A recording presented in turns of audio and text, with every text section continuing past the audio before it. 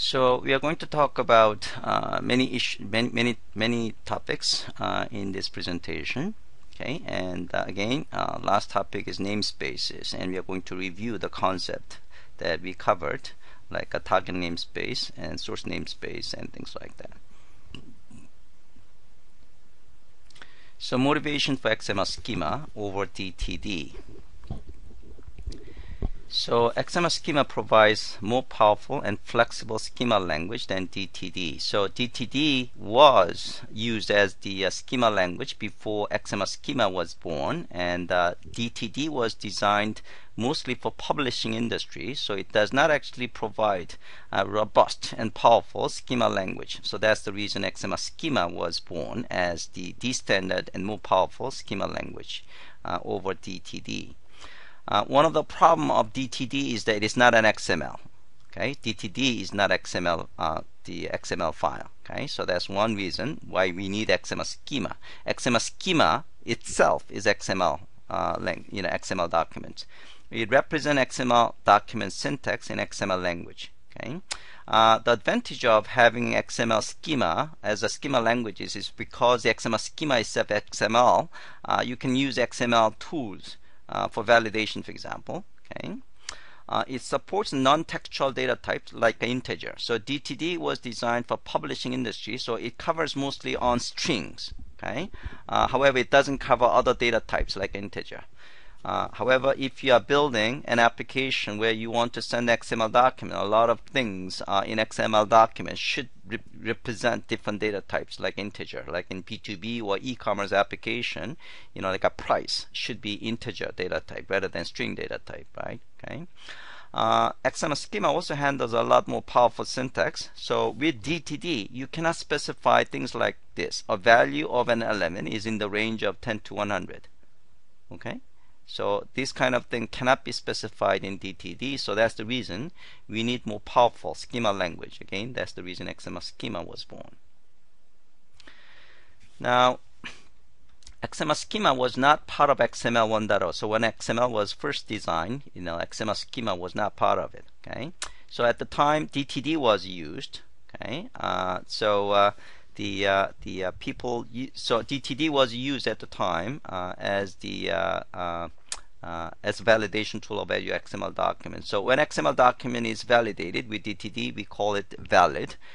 When XML document is validated by XML schema, we call schema valid. But these days nobody's using DTD anymore. So when you say valid, when XML document is valid, that means we are using XML schema as a validation. Okay, meaning XML schema is used as a syntax for that XML document instance. Now, given that DTD is rarely used these days, valid usually means schema valid. Okay, so XML document that conforms to a particular XML schema is called instance document of that schema. So you can think of XML schema that defines a syntax of XML document instances. For example, XML schema says that the name has to have a first name and last name. Okay, and if your XML document instance just have the first name only, then that XML document instance is not a valid XML document instance against that XML schema. Alright, so moving forward, so hopefully you guys have a sense of the XML schema versus XML document instance. Okay, so again, XML schema defines the syntax of XML document instances. Okay. Now let's move on. Now we are learning how to define things in XML schema. Okay, so definitions and declarations. So definition is for creating a type, and the type could be either simple type or complex type. Declaration is the usage of that defined type. So let's see example of this. So in this case, we are defining a simple type called a zip union. Okay, and don't worry about this. Basically, this is the definition of zip union simple type. Now, in order to use this type in an element, okay, so we say element and name zip is type is zip union. So this is the declaration. So in this case, we are using the type defined here. Okay, so again, we are looking at XML schema here. Okay, so in XML schema, you define a type, and then you use that type to define an element called the zips. Okay. Okay, so moving forward, schema data types. So there are two different types: simple types and complex types. So simple type definition does not have sub-element. It doesn't have element sub-elements, or it doesn't have attribute sub-element, and it can be either the predefined simple type or derived from predefined simple type. Okay, so we'll see examples of this. Complex type definition, however, has sub-elements. The sub-elements could be element or attribute. It could be both. Okay, so let's see an example. Simple types. So XML schema specification comes with a set of built-in primitive simple types like a duration, date, time, date, and string. So these are predefined primitive simple types. It also comes with a set of derived simple types. So these derived simple types are derived from the other simple types, okay, like integer, non-positive integer, long, int, and things like that. So this is an example of predefined simple types. So again, this is XML schema. Okay, so you can see this is the XML schema. This is the prefix, okay, schema prefix, and here XSD. So any element that actually starts with so you can think, yeah. So let me actually repeat. So we define the namespace, okay, and the prefix we use is XSD. So any element that belongs to this namespace, which includes a schema element, okay, and should be prefixed with the XSD. Okay, and then any XML schema should have a target namespace. So these are the target namespace, meaning any elements you are defining. So the elements you are defining is like a title, heading, topic, price, focus. Those belong to this namespace. Okay, and then it has another the source namespace, okay, which is prefixed with TNS. Okay, so anything that start with a TNS belongs to this namespace. Anyway, so here we defined elements like a title, heading, topic, price, and focus using simple types. Okay, so these simple types are predefined in XML schema specification, string and decimal. Okay, so it's derived. So derived simple types are derived from existing simple types. That existing simple type could be again predefined simple type in XML schema or derived simple types. Now, simple types could be restricted. Okay, so typically what we are going to say is that you can restrict existing simple type by using restriction element. So that existing type is called the base type, and basically by restricting it, you are confining the set of valid values as a legal range of values. For the new type is a subset of the ones of the existing type, and so you are going to use a restriction element along with phase sets to restrict the range of values. Okay, so you can think of phase sets as a rules of restriction. So let's see an example. So this example defines a simple type called myInteger. Okay, now we are using restriction element to restrict the possible values. So base type is XSD integer. So base type is integer, and then we are using min inclusive and max inclusive phase set. So what it means is that this myInteger type is integer values that belongs to between that are within the range of 10,000 and 99,999 inclusive. Okay, so just repeat what I said. Defining myInteger type whose range of values is between these two, and this min inclusive and max inclusive are phase sets that are applied to integer base type.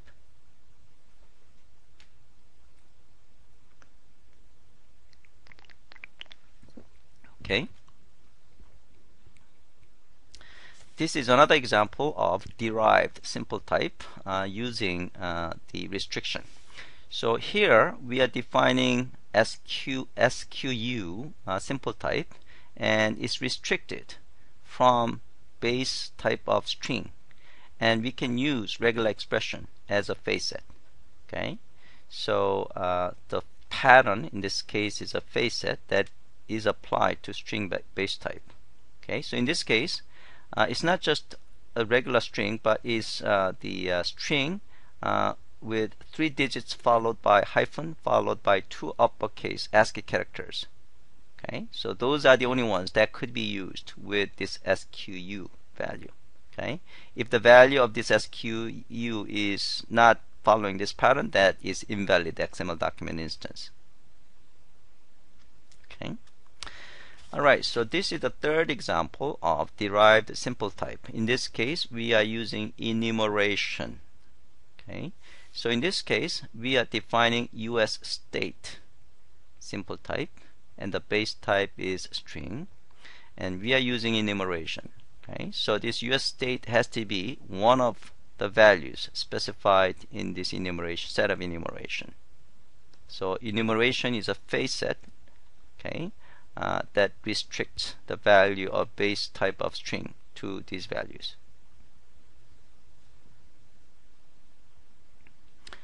Okay, so let's stop right here. It's 10:35, so let's have 15 minutes break, and we'll get back. In the meantime, if you guys have any questions, yeah, feel free to ask those questions.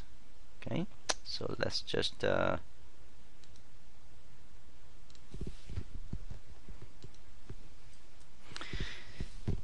now we're going to move on to complex types.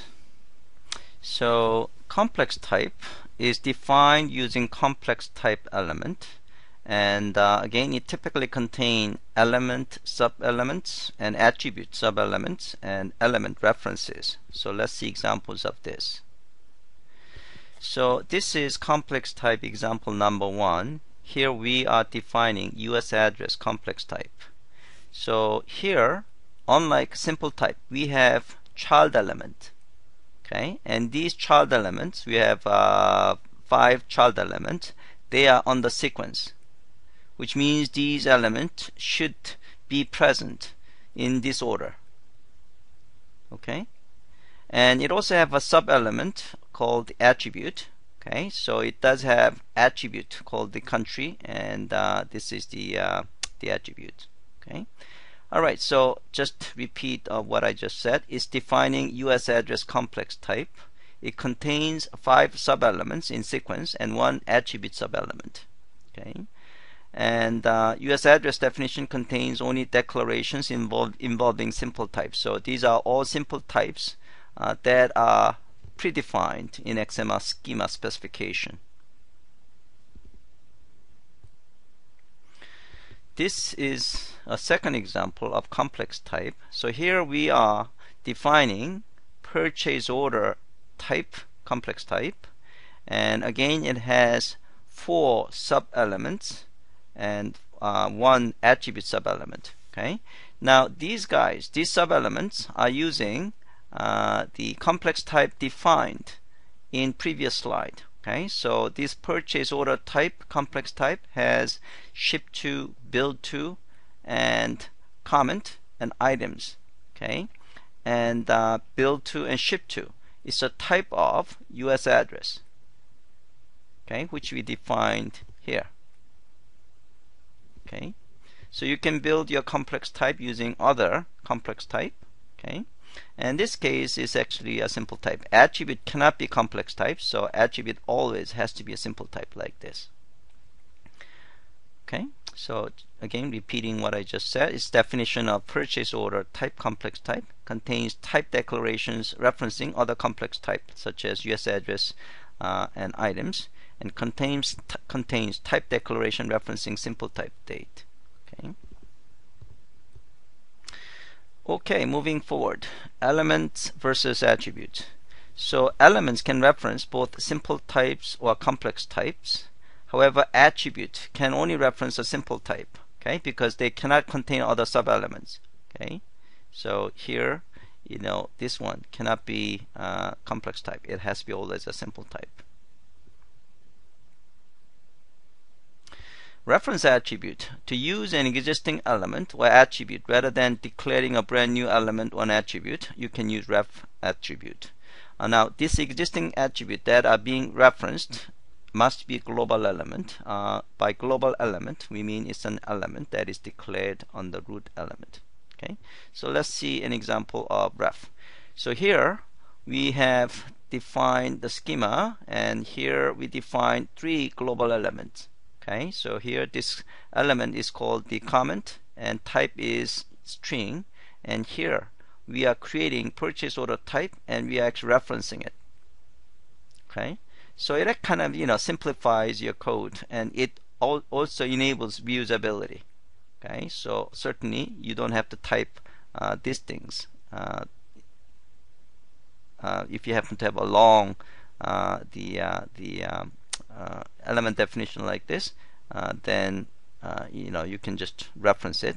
So it's simpler to write, as well as it enables reusability.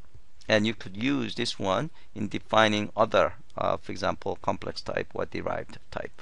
Okay, just referencing it. Moving forward, occurrences. So occurrences of elements, we can actually specify with min occurs, max occurs. So min occurs is minimum occurrence, and max occurs obviously max occurrences. That is possible. Now you can use fixed attribute and default attribute, and there are minor differences. So when you use fixed with a value like this, if the element appears, okay, by the way, this element does not have to this is optional, meaning you don't have to have this fixed. Okay, now if you have this fixed, the value must be Hana.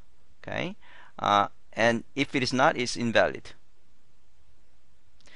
Or the value is set to Hana by the parser.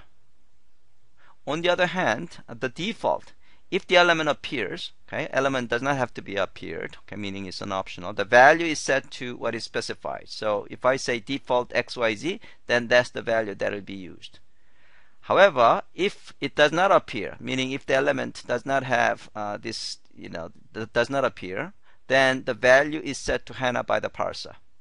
Okay, so there is a slight difference. Fixed, it has to be always Hana, otherwise it's invalid. Here, user specified value can be taken. Okay, so let's see examples of this. So this is a case that we are defining test1 element, test2 element, and with min occurs and max occurs. So in this case, this test1 element has to occur because it is 1 and max occurs 1, meaning it has to occur and it has to occur only once. Okay. In this case, it has to occur only once, and it is set with a fixed Hana. That means the value has to be Hana. Okay, if it appears, it has to appear, right? And then it has to be Hana. Otherwise invalid. The validation error will occur. This one, test3, can occur 2 or unbounded, meaning infinitely can happen. Okay. This one, 0 and 1, this is actually either occur or not occur. And fixed is Hana, that means value has to be Hana. Okay, so if it is specified, the value has to be Hana. If the value is not Hana, if it is specified, then that's a validation error. Okay, so this is optional by using default. This is 0 or 2 occurrences, and default is Hana. And this one cannot occur. Max and mini is set to 0. Okay, so that means it cannot occur. If it occurs, that is a validation error. Okay, that is an occurrences of an attribute element. Okay, now we are talking about occurrences of attribute in this slide. Okay, so attributes can occur once or not at all. Okay, so you can use attribute. Okay, so required, that means it has to occur. Optional, meaning it can occur or not occur. Prohibited, it cannot occur. Okay, and attribute also could be specified with the fixed and default attribute. So this is an example of XML schema where we are defining this test1 attribute is required, meaning it has to occur in XML document instance. This is optional, meaning this test2 attribute is optional. Okay, so it can occur or it does not have to occur. This one is optional but fixed 37, meaning if it occurs, the value has to be 37. If the value is not 37, that's invalid. Okay, XML document instance based on this XML schema. Okay, here this is optional and default is 37, so the value could be different. Okay, prohibited meaning it cannot occur. Alright, so this is an example of fixed attribute. So here we are defining US address, and it's a sequence of name, street, and things like that, and it also has an attribute, okay, sub-element, and the name of the sub-element is country, and use is optional, so it could happen or not happen, and the fixed is US. So if it happens, it should be US. Okay, so appearance of country attribute is optional, but the value must be US if it does appear. If it does not appear, the parser will create a country attribute with the value US. Okay, that's fixed. Default is again minor difference. So if it appears, the value does not have to be US. Okay, and that will be taken. Okay, so the attributes could be specified using enumeration. So simple type element with a base attribute, and the base attribute specifies the type. So let's see examples of how attribute could be specified. Okay, so here we are defining focus attribute, and default is Java. And now we can actually restrict it using restriction. And the base type is string, and the enumeration is either XML or Java. So this attribute can be either XML or Java. Okay, if it doesn't appear, then it's going to be set with the default value of Java. Okay, all right, so complete example. Now one thing I want to actually make sure you guys understand is we are just dealing with the XML schema. Okay, now we are not really dealing with XML document instance. Okay, so we are just looking at the XML schema. Okay, so this is a complete example. So here we are defining XML schema. Okay, so here this is the namespace, and prefix is XSD. So anything that starts with the XSD belongs to this XML schema namespace. Okay, and the elements that you are defining belongs to this target namespace. Okay. So the things that we are defining, like a book type, title, contents, and copyright. So these are the things that we are defining, right? So those things belongs to this target namespace. Okay, and here we have another namespace, and we are defining a prefix called Java XML. Okay, so anything that with Java XML belongs to this namespace. Okay, so here we define the complex type called the book type, and it contains 3 elements: title, contents, copyright in sequence. And these elements are type of string and type of contents type defined in another namespace, and this one is type of string, XSD string. And here we're defining complex type. Okay, so we're gonna learn later on anonymous complex type, meaning this guy's it does have a complex type. Oh yeah, this is explicit, the complex types. As you can see, we are defining content type of complex type here, and then we actually include these guys. So it's a sequence of this and this. Okay, and inside we are defining another complex type of this, and then inside the complex type we have a sequence of this, which includes heading, topic, and again inside we have another complex type, which is an attribute here.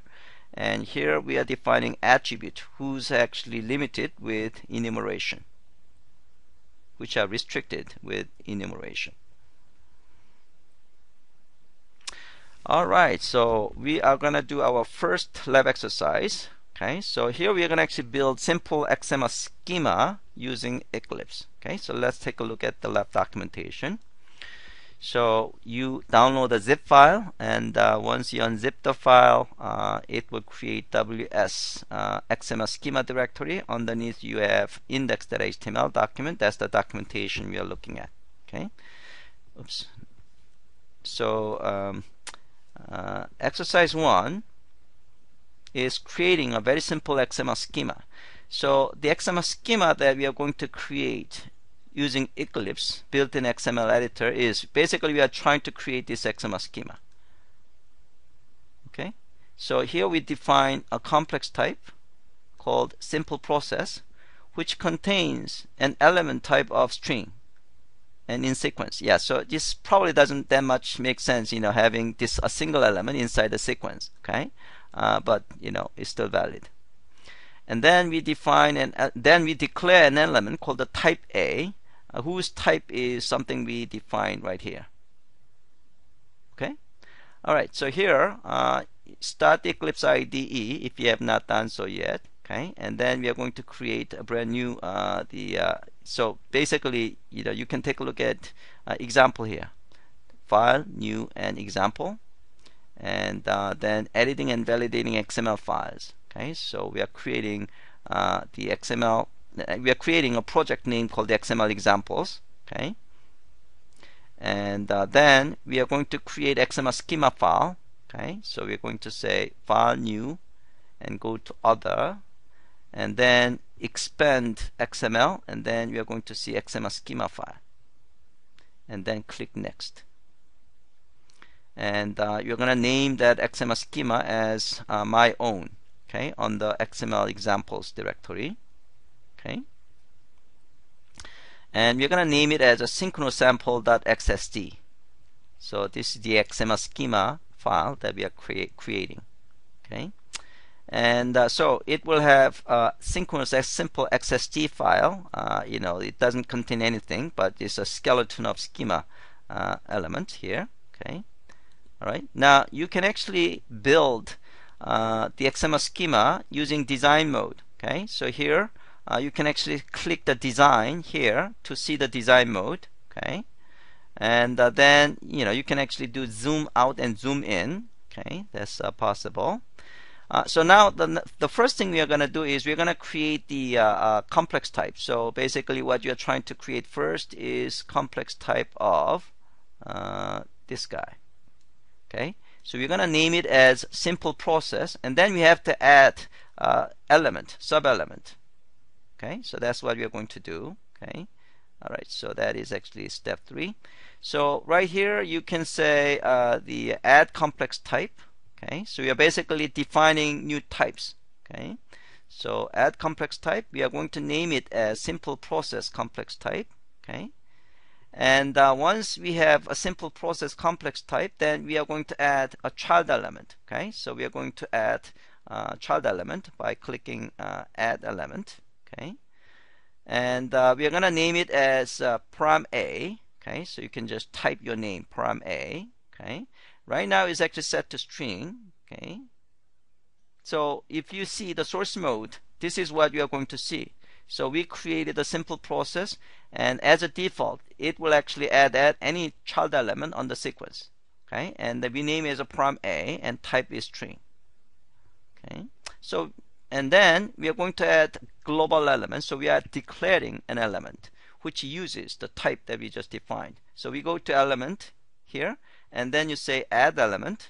Okay, and you know, this element, instead of string type, we want to use the type that we just defined, right? So instead of string, you're going to actually set type, and you're going to browse the types that have been defined so far. And we have defined only one type, which is a simple process, right? So you're going to select the simple process, and then this type A element will using the simple process type that we define here.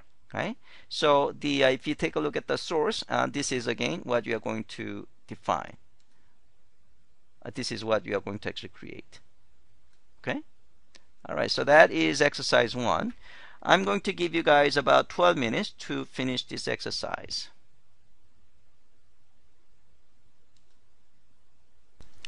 Now the next is list type. So list type is a simple type, and is comprised of sequences of atomic simple values. So you're going to say list and item type equal my integer, okay?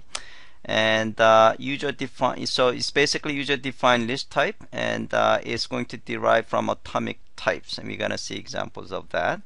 And the facets you can use with the list type is length, minimum length, and max length, and enumeration. Okay, so let's see examples of this.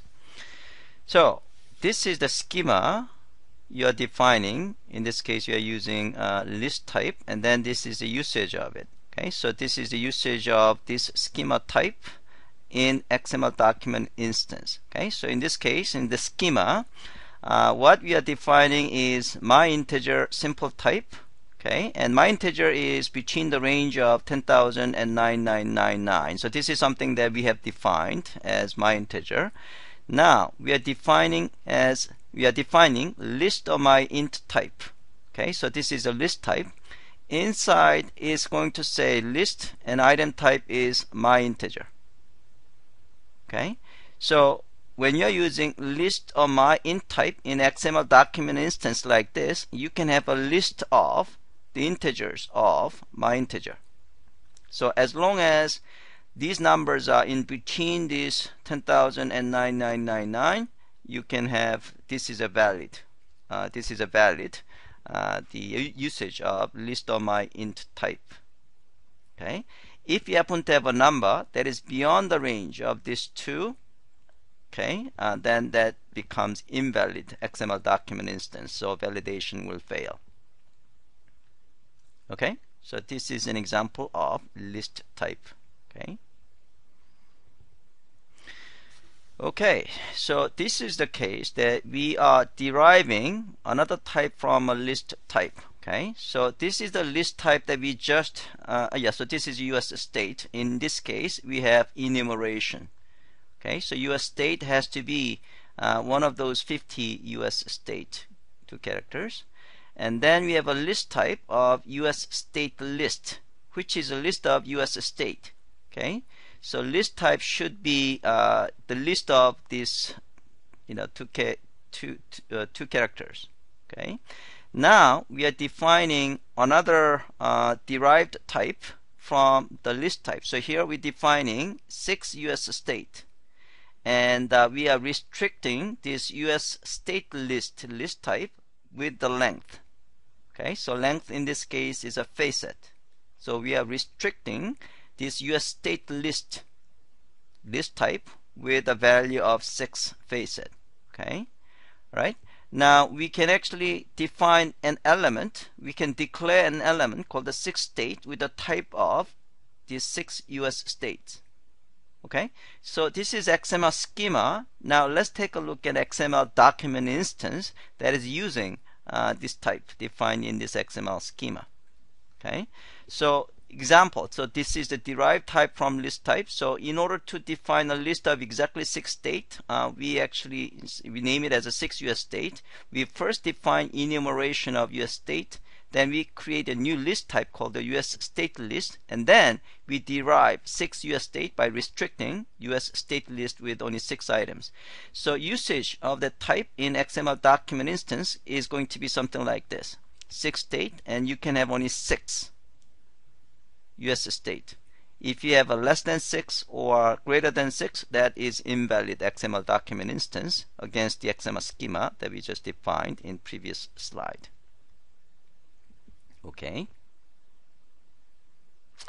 Alright, so that is a list type. Now let's move on to union type.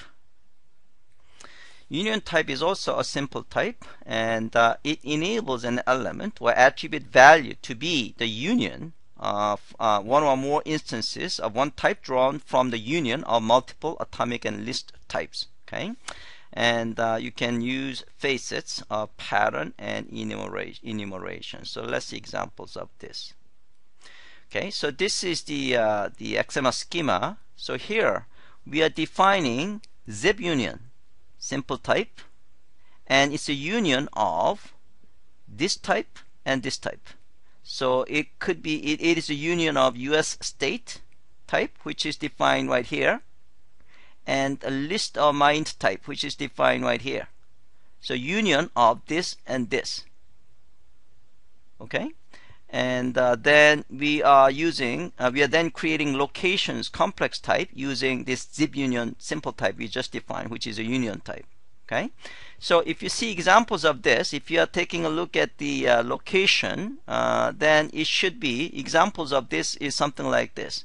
So here we could, the zips, basically we are actually using this zip element, right?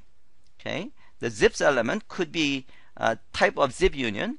Okay, so what it means is that it could be anything. It could be AK, so which is actually from US state type, or the zip code, which is coming from this type.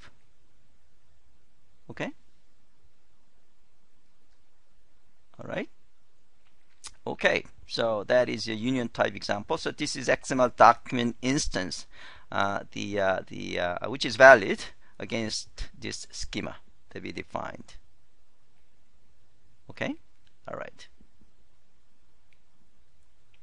So here we define the complex type called locations, and then we are using the type to define an element of some locations, right? So if you see XML document instance, we use some elements element, okay, and inside it could be the union of zips, the element. Okay.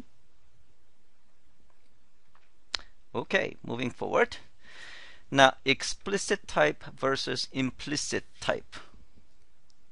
So explicit type is the one in which a name is given to the type. Okay, and then element that uses a type is generally defined in a different location of the schema, and is object oriented in that same explicit type can be used in multiple places. Okay. Implicit type, however, is called nameless type or anonymous type, and it is a type that doesn't have a name. Okay, and you typically use implicit type only when type is not used by multiple elements, meaning it's used only by a single element. Okay, so let's say an example of explicit type. So the examples we have seen so far are all explicit type. Okay, so here we define a type called a zip union. So this type has a name, zip union, and then we can use this zip union in multiple locations, here, here, and here. So it promotes reusability. Okay, so this is the explicit type definition.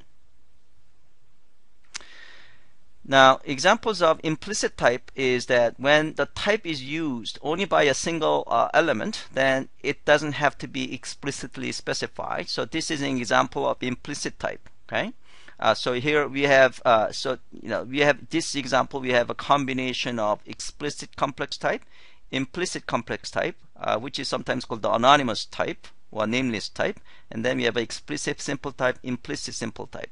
Okay, so the first one. Okay, this guy, complex type with a name. So it has a name. So this is explicit type. Okay, so this complex type has a name called items. Okay, and then we can use this complex type someplace else. Okay, now we have a sequence of elements. So we have sequence of this element. In this case, we have a single element, right? Okay, internally it has a single element called the item. Okay, and now you can see this complex type is defined internally. So this is an example of implicit type. You can see this complex type doesn't have a name because it's used just once in this element. Okay, so this is an example of implicit type or nameless type. And inside it has a sequence of elements, and one of the elements is called the quality. And here it defines internally, it's using simple type. Again, this is example of nameless type, nameless simple type in this case, because it's used only once inside this element. Okay, and this is the example of explicit type, because explicit simple type because it has a name. Okay, and this simple type could be SQ is going to be used in other places, multiple places.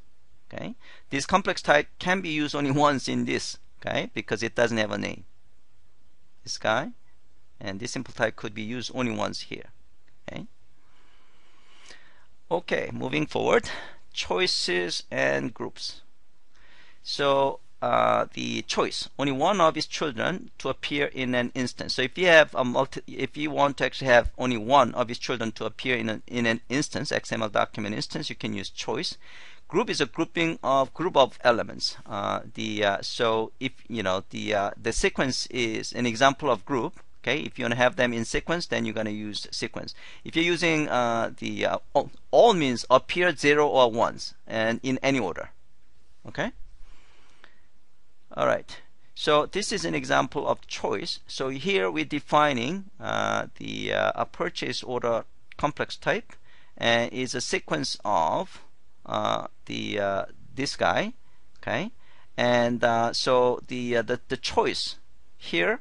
The first is the sequence of these two guys, this or this. Okay, and this one has to be present all the time. However, this one is actually one of these two. It's a choice, either this guy or this guy. Okay, so here this one either single US address or it's going to be a group of this. Okay, so we can actually see this one in the following slide. Okay. Now this is a group, so you can actually have the name of ship and bill, and this is the sequence. So ship to and bill to, and then this is US address complex type.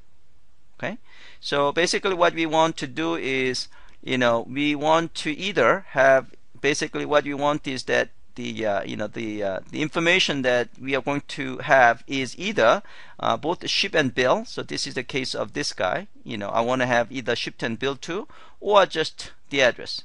Okay, in that case US address. And here this guy is using US address as a type. Okay, all right. This is example all. So all means it happens. It happens appears 0 or 1s in any order. Okay. So in this case, this order, the order of this one could be anything. Okay, unlike sequence. Okay, so this case we have a ship to, bill to, and the comment and items, and then it also have attribute sub-element. Okay. Okay, so schema namespaces. Again, this is a review of what we covered in the namespace presentation. So I'm going to actually go back to namespace presentation and look into these concepts one more time as I promised. Okay, so this is just the summary. So as I said before, there are two different types of namespaces. One is called the target namespace. The other one is called the source namespaces. Okay, so the namespaces that you are seeing in XML document instance, mostly it is the source namespaces. Okay, so namespace external to XML schema document. Okay, and the target namespace is the namespace that is going to be assigned to the schema that you are creating.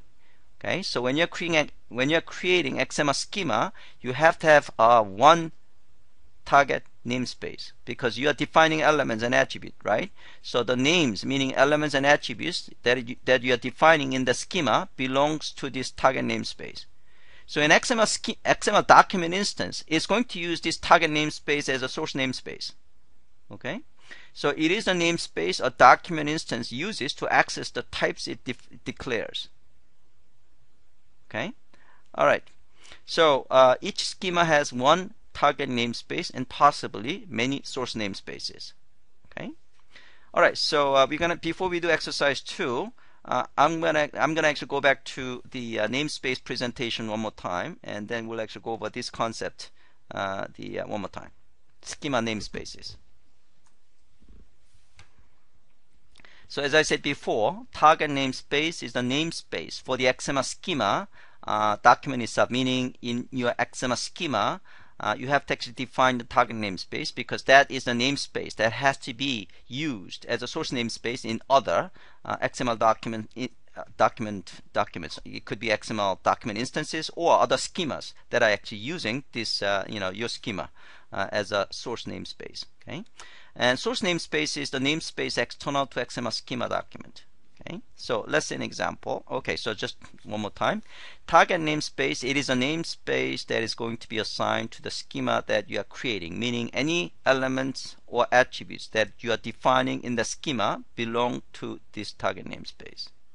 Okay, so it is a namespace, a document instance, meaning XML document instance uses to access the types it declares, meaning elements and attributes. Alright, so each schema has a single target namespace, but it could have a multiple source namespaces. Alright, so this is an example we have seen before. So this is again XML schema document. Okay, so here it defines target namespace, okay, called samplestore.com account. Okay, so any elements or attributes you are defining here belong to this target namespace. Okay, so the things we are defining is invoice number, product, and product code. So these blue colored elements that you are defining in this schema belongs to this namespace.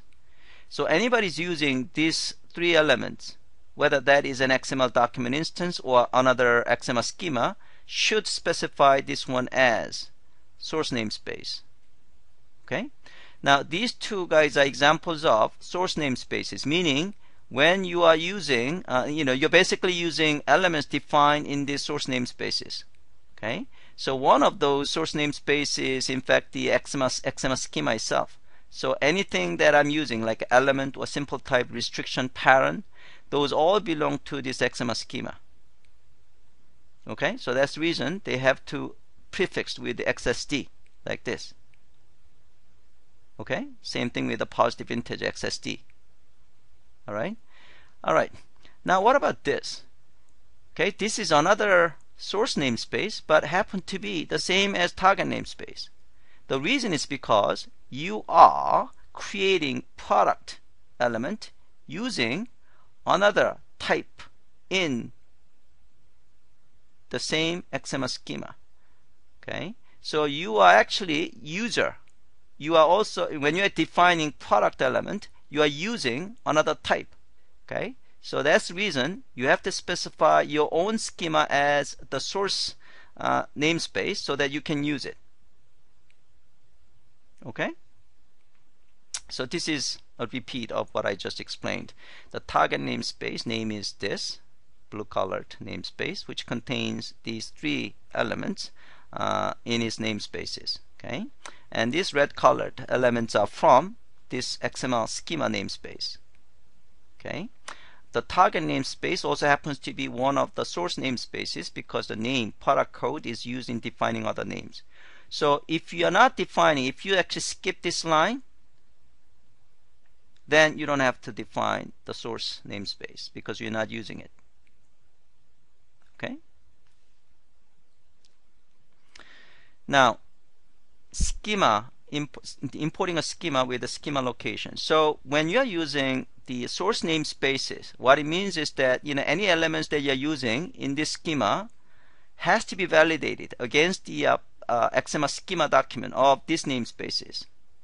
Okay, so what that means is that there has to be XML schema document reflecting the validation, reflecting the syntax of any elements that you're using in this namespace, But what is the XML schema document for these two source namespaces? Okay, the reason you don't have to specify is because this particular namespace is well-known namespace. Okay, every parser is built with where to get these things, so you don't have to specify schema location of this well-known XML schema namespace. This one you don't have to specify schema location because this is the same as this namespace, so it knows where to go. Okay, so it knows where to get this product code. Okay, now however, so this is what I just explained. Schema file uses the several source namespaces, but how does it know where to get the schema files of the source namespaces? In this particular example we just seen, you don't see schema location because one is well-known schema namespace and the other one is a source namespace, and target namespace is the same. Okay, however, if you're using an elements defined in this namespace, there has to be XML schema document reflecting the validation, reflecting the syntax of those elements. That is supposed to be provided using schema location. Okay, so you have to use import namespace and the schema location. So this is the XSD file that defines all the elements, okay, that belongs to this namespace. Okay, so so if you take a look at this XSD file here, you are going to see this is defined as a target namespace in this XML schema file. Okay, all right. So because this is not well known and this is not the same as the target namespace, you have to provide the schema location, meaning the location where XSD file can be downloaded. So this one has to be a valid URL.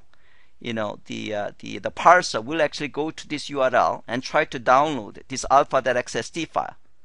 Okay, and to compare the syntax, I mean, then we'll actually use the syntax of the syntax defined in the XSD to validate this XML document. Okay, in this case, it's a schema file. Okay. All right, so that is the explanation. Hopefully that kind of clarifies the concept of namespaces. All right. Okay. All right, so let's go to exercise 2. So exercise 2 is mainly to take a look at example XSD schema files. Okay. So let's take a look at the it comes with a couple of the XSD file. So go to phone banking XSD file, or you can actually go to other directory and take a look at the XSD file. So if you take a look at the phone banking XSD file, it's relatively straightforward. Okay, so here we are declaring account info whose type is account type. So account type should be defined somewhere. So account type is defined as a complex type. Okay, and it contains two attributes, name and account ID. Okay, and then we have a payee element whose type is payee. So we are going to see complex type defined with payee. Okay, and then we have element type of paylist whose type is paylist. So that is defined right here. So it's relatively relatively simple type, and we have a build2. Which is actually, so here we actually also have a build2 whose type is a bill info type, which is a complex type, and it's a sequence of this one element, and then it has a 3 attribute: amount, account type, and date. Okay, and now if you take a look at the schema, this is the default namespace. This is a default namespace, so that's the reason you don't have to specify XSD prefix here, because this is a default namespace, right? And then because this is XML schema file, it has to define a target namespace. Okay, so this is a target namespace. Okay, and then this is so this is another example where the source names, the target namespace is also used the source namespace, because again in this example it's actually defining another element using its own element. So we have to define target namespace, so source namespace. So whenever you actually see TNS here, let's see if so this TNS, you can see this element is using payee type using TNS. Okay, so this is an example where element payee is defined, declared using its own type. Okay, all right, so you can display in design mode. So these are all elements and these are the types. Okay, and you can see these elements using the types defined here. So account info is using account type, bill info is using bill info type, and completion code is completion code type, and things like that. Okay, and you can actually validate the XSD. Okay, this is actually validating XML schema itself. Okay, so it's validating whether XML schema is following XML the guidance in the XML document. Okay, and you can also take a look at another XML schema, in this case catalog. Okay, so you can take a look at this catalog and see whether it makes sense to you. I mean, it's pretty straightforward. Once you know the concept of it, there is nothing much to it. Okay. All right, that's validation, and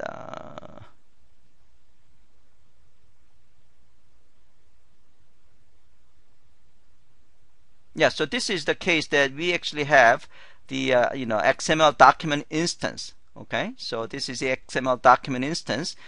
So the XML document instance has to be validated against the catalog XSD. Okay, so catalog XSD defines a syntax of any document instances. So catalog.xml is one of the document instances. Okay, and you can validate it. When you say validate XML document instance, it's going to use XML schema to see whether the XML document instance follows the syntax defined in XML schema. Okay. Alright, so I'm going to give you guys 10 minutes to finish the exercise 2.